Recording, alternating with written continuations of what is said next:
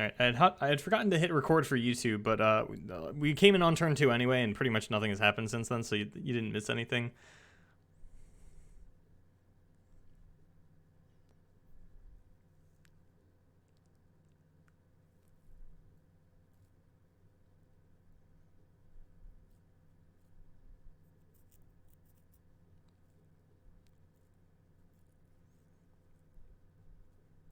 This is a pretty slow rate of play, more than I'm compared to, especially for burn players.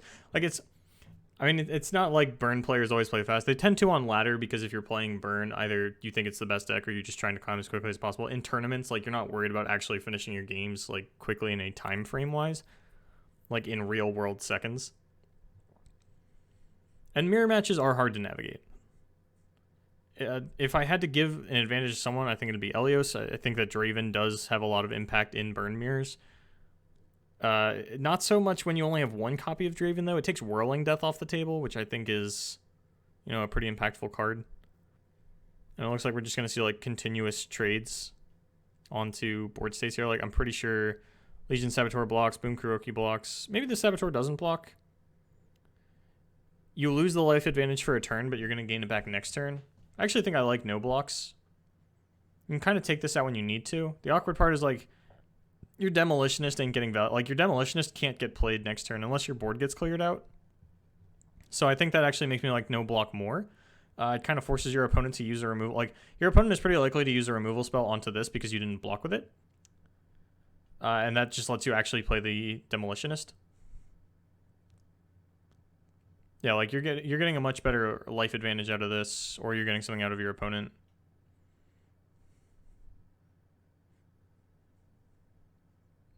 But the overall point is I do like holding back the block.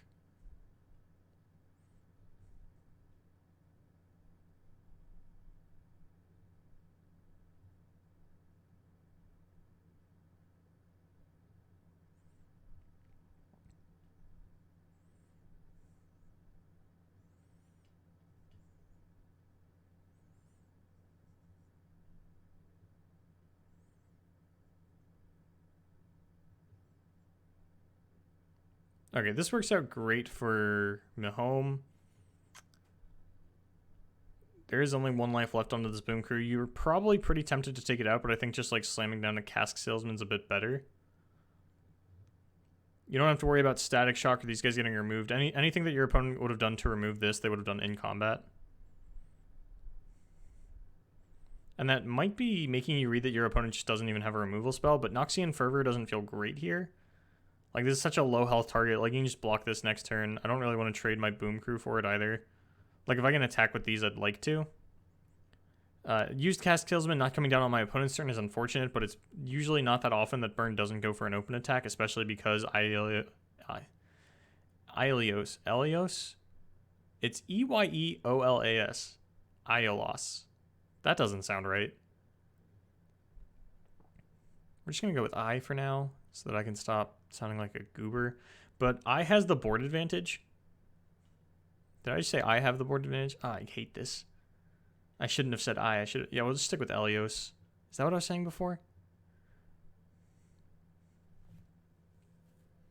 Oh, this is actually really good. Like, I thought the open attack was going to come out just because you have the board advantage. I feel like you can go for that. And, like, now you get hard punished for it thanks to the Cask Salesman. This is pretty unfortunate for Eyeolas.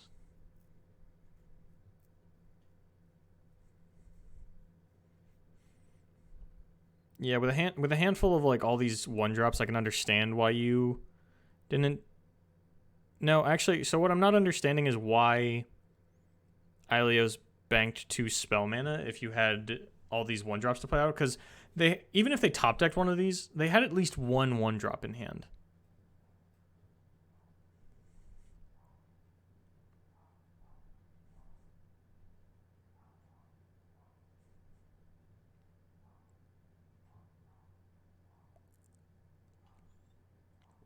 So I do think it is a missed opportunity not to play one of those out and then go for the open attack. Because it wouldn't have really worked out for Mihomme, right? Because their hand last turn was Cask Salesman and Demolitionist. You can't play Demolitionist because you have to kill one of your guys. Cask Salesman gets infinitely less value if you don't play, like, if you don't get these casks on your opponent's turn. So I do think that is just like a pretty big misplay from Eyeolas not to run out one of the 1-drops last turn and go for an open attack with the board advantage. I didn't check which side of the hand they came from. If they had both 1-drops, I'm even more confused by it.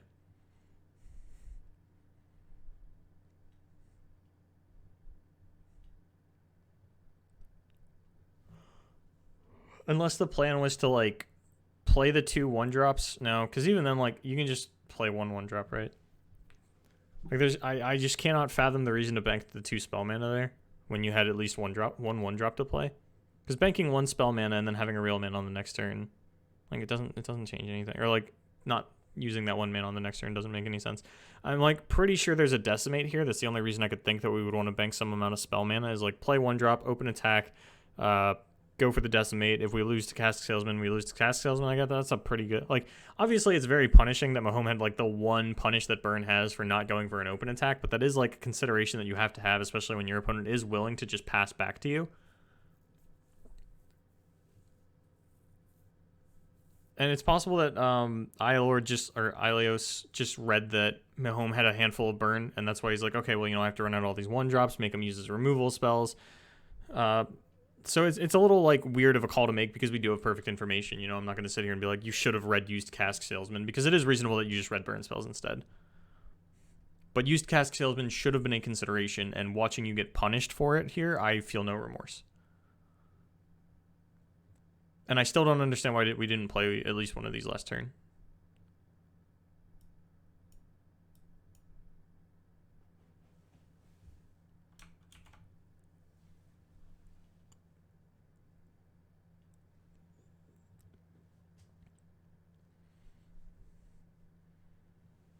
I'm pretty sure this is Decimate.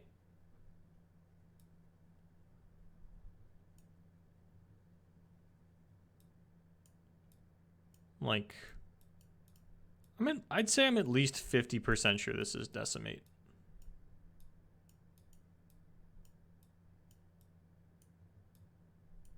%. That looks like 500%. I put them too close together.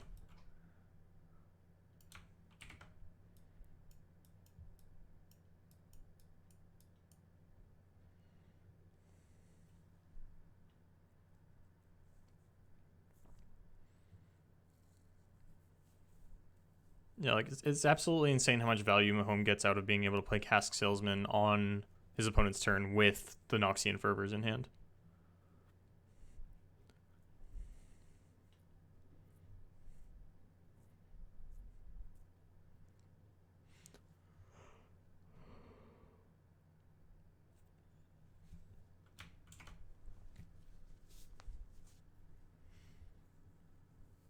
I think it's pretty reasonable for Mihomme to play out their hand here. Even though you have the board advantage, there's no real punish out of your opponent. If they go for used Cask Salesman, how bad is that for you? You're pushing 3 damage on the attack. You'd get out a Precious Pet. You still have an overwhelming board presence, right? And the Cask Salesman would actually kill your opponent because you're pushing 3 on attack, which puts them at 4, and then Cask would put them at 2. So you're not even worried about a used Cask Salesman because you have Grenadier Fervor. So I actually think there's absolutely no reason for Mihomme not to play out the board in this situation. Or not to play out his hand before he attacks.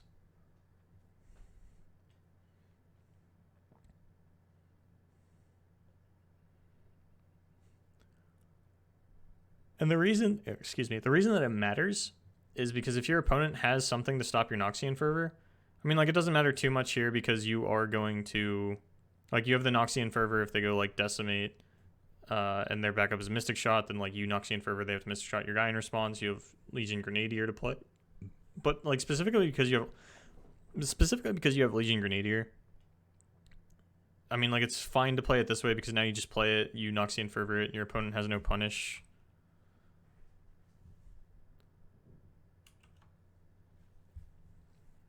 But I definitely think it was a little more correct to just run out the hand before instead of going for the open attacks for the reasons that I mentioned already.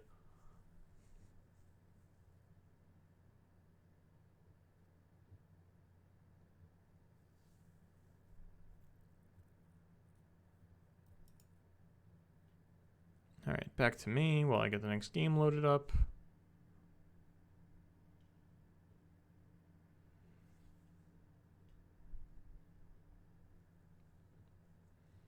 Alright, we do get straight into it.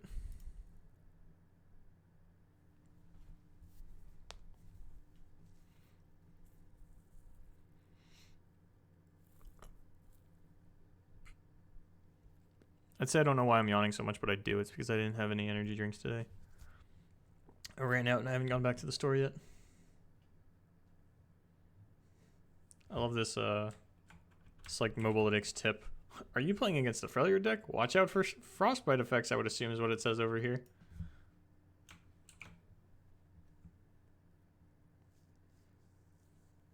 Okay, so it was the Indoor Spiders, and it was the Bannerman Bando. Okay.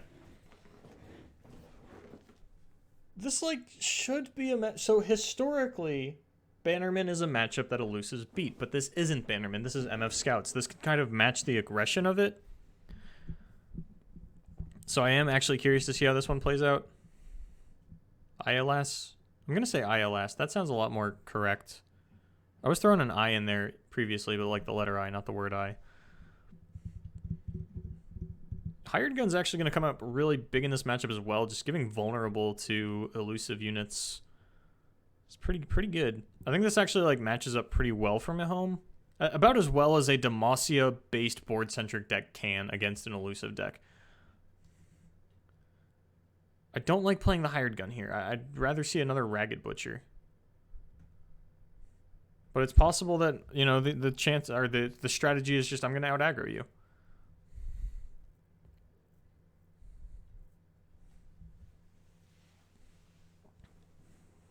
I like getting the MF out here, even if your opponent does play something like a Navori Conspirator onto the Omen Hawk. They would have had to have top-decked it now, or they would have done it last turn. So it's pretty safe to assume that your opponent doesn't have that.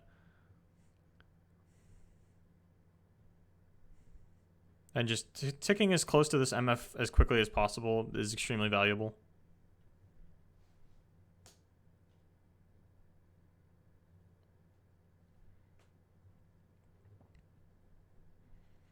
Yeah, that's really non-threatening. You can just swing out with everything here. Your opponent only has 2 mana.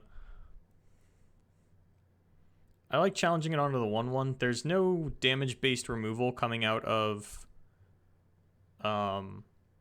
elusive. So like if they want to block Shadow Assassin onto this MF, I'm more than happy to let them. It makes me happy. Because an MF with 1 health is effectively the same at 3 health in terms of, you know, sitting on my back line, not getting removed, things like that. And I do like pushing more damage. But like 1 into 2 into 3 with this much, like especially with MF on 3, this is like not something that elusives have a great time coming back from. It'd have to be like, yeah, you pretty much need like a Kinku Lifeblade that's been buffed by Omen Hawk into like a Jeweled Protector into a Kinku Lifeblade. A Fury of the North, like a big Fury of the North play could come out as well. There are Jeweled Protectors in the deck, so that is a possibility. At least I'm just not out here like naming shit that can't happen. Yeah, so like even though there was so much aggro out of Mihomme Michel, you know, it's all evened up now in terms of life totals. Of course, this is going to be a massive turn to swing it back for Mihomme Michel. It's a little awkward that there's no room for Quinn and Valor to come down. I think you attack with the 1/1. So you attack with this guy. So I think you send this guy forward. Because if it gets blocked out here, then you can play Quinn, and then Valor can challenge this out. The reason to hold it back is it is getting its ability off. Playing Quinn into this does give your opponent the opportunity to gain 6 life, and perhaps that's just too much. It does seem to be the consideration. Now you get down the Jagged Butcher, at least, or the Badger Bear. Probably the... I think Jagged Butcher... Oh. Actually, yeah, I think Jagged Butcher is a little more likely because that lets you Relentless Pursuit this turn as well. As much as I would like to Relentless Pursuit on the next turn in order to upgrade my MF, because MF will... So next turn, MF will upgrade on the Scout attack, and then I'll have, you know, another attack to go for.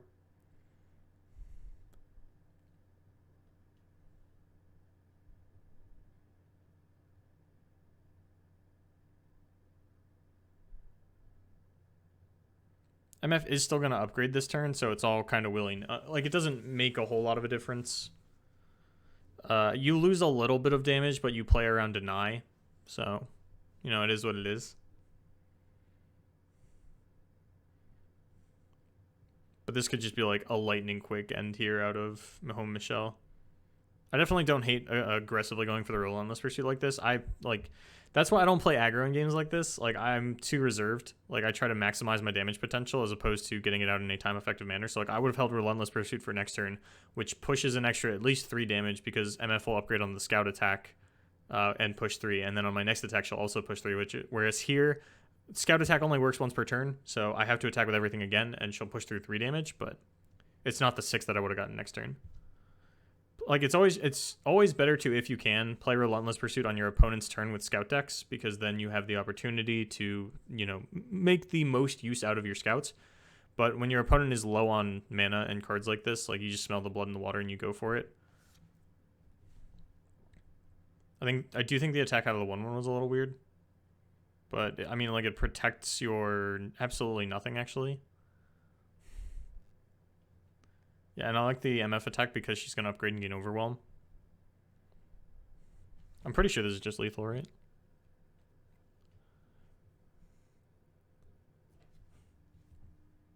It's 1 off of lethal.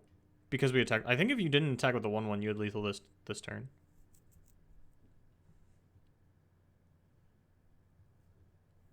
Because you'd be pushing an extra damage here.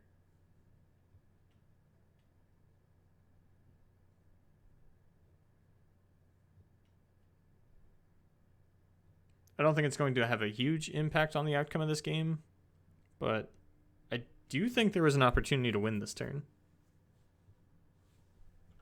That's the whole point of a VOD review, right? Is we go back and we find out if there was an opportunity to win this turn. So I hate it with the pause button in the way.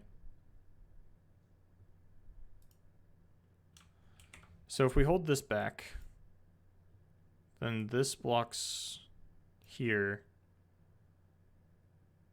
This blocks like here. So this would block a 2 attack unit and die. This would block here, and the Elixir of Iron would go onto this.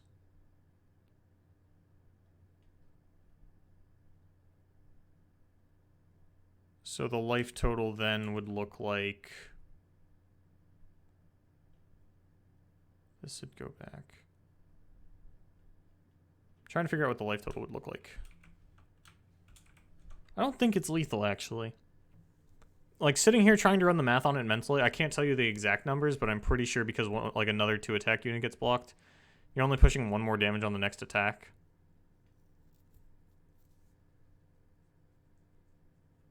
Yeah, I don't actually think it was lethal.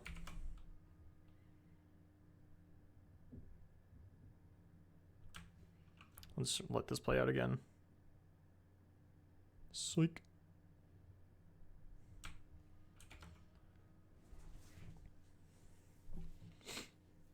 So I could be wrong on that, but I'm like 90% sure that it actually wasn't lethal if you held back the 1/1. Because you would lose another... Yeah, I don't think so. It's not something I want to like dive too heavily into because I don't think it has like a major impact on the game. Just because like your opponent doesn't have anything to deal with this MF. Yeah, like you have to do shit like this.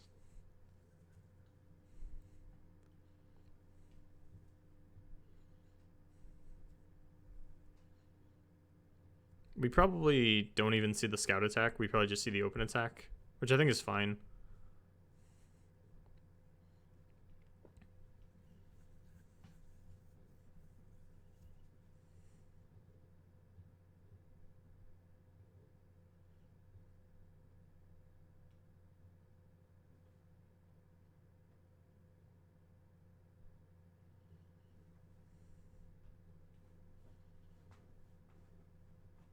Yeah, order here matters like a little bit. You should put your 4 attack units all the way to the left because your opponent is effectively at 4 health once this MF ability goes off.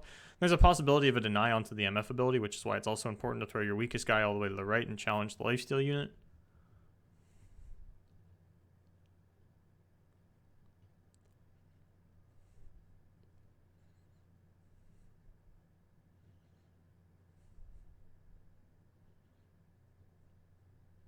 But if it's just an Ion to this, then it's still lethal.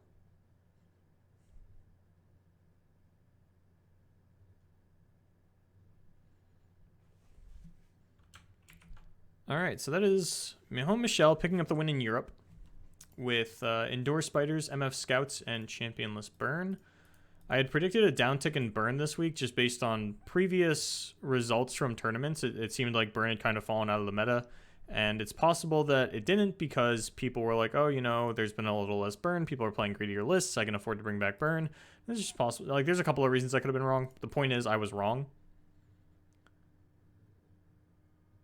I don't think all the decks have been uploaded here yet. Yeah, still not there, but on my Tournament Tactician video, I'll kind of go a little more in-depth on why I was wrong. And exactly what that means. Implications for the next few weeks.